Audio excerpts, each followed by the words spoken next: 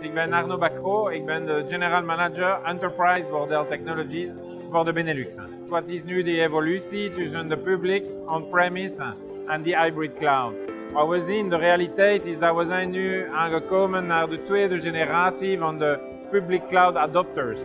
En we zien dat die tweede generatie is aan te twijfelen over welke type van workload en waarvoor moet ik naar de public cloud gaan.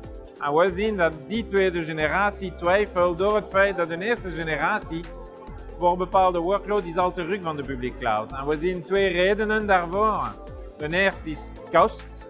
Dus kost is meer, is duurder dan on-premise private cloud. Dat is zeker. En tweede, SLA. Dus we zien dat onze klanten krijgen niet de SLA dat ze hadden in het verleden on-premise. Ze kunnen dat niet krijgen vanuit de public cloud. Het heeft te maken, ik denk dat waar data moet zitten, waar de workload moet zitten, heeft heel veel te maken met criticiteit van de data, met snelheid, bandwidth. Dus er zijn mogelijkheden van bedrijven zoals bij Dell Technologies om een assessment te doen van welke type van workload zou een betere fit in de public cloud zijn dan de on-premise private cloud. We zien ook heel veel data's die zitten binnen een workload, kunnen gemengeld zijn voor bepaalde redenen, of in de public of in de private, betekent volledig in een hybrid cloud model. Dus edge computing impact op de realiteit van de data en de flows of data is dat vandaag er zijn workloads die draaien bij klanten in de datacenter.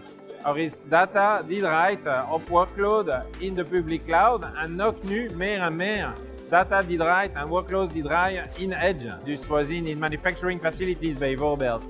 Ik zal u een voorbeeld geven van een oplossing dat we hebben gebouwd samen met een grote car manufacturing company. Die is in Zweden gebaseerd.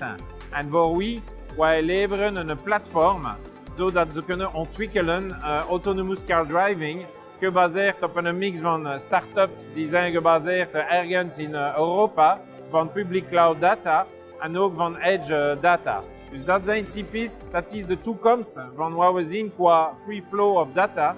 Die moet gebeuren tussen public, tussen hybrid, tussen datacenter en edge. Dus edge wordt belangrijker en belangrijker in dat context. Dus eerste ding over multicloud, we zien inderdaad dat er is geen klant vandaag die gelooft of die denkt of die doet één cloud voor alles. Dus iedereen gaat in de richting van wat is de beste public cloud, wat is de beste cloud oplossing voor mijn workload. In dat context als Dell Technologies, we kunnen aan onze klanten bieden de volledige suite van oplossing van on-premise tot en met VMware, die kan de volledige orchestration automation van de workload doen tussen de on-premise tot en met die public cloud. Als je gaat verder met de platform as a service, met Pivotal Cloud Foundry, we kunnen zeker zijn dat jullie houden de controle over de workload en over de data. Zodat jullie zijn niet volledig vast en locked in de context van een specifieke public cloud. Dus data heeft te maken en workload heeft te maken met flexibiliteit, agiliteit. En we moeten zeker zijn dat we bieden de keus naar onze klanten toe in dat context. Ja, ik denk dat als jullie als mensen zoeken verdere informatie over Dell Technologies en wat we kunnen aanbieden. En ik denk in de context van application transformation, van security transformation, workforce, maar ook IT transformation. Onze website is daar. Onze mensen zijn er. We zijn nu 170.000 mensen wereldwijd. Die kunnen jullie helpen in dat context om zeker te zijn dat jullie maken de juiste keuze. En kom terug over hoe moeten we dat doen.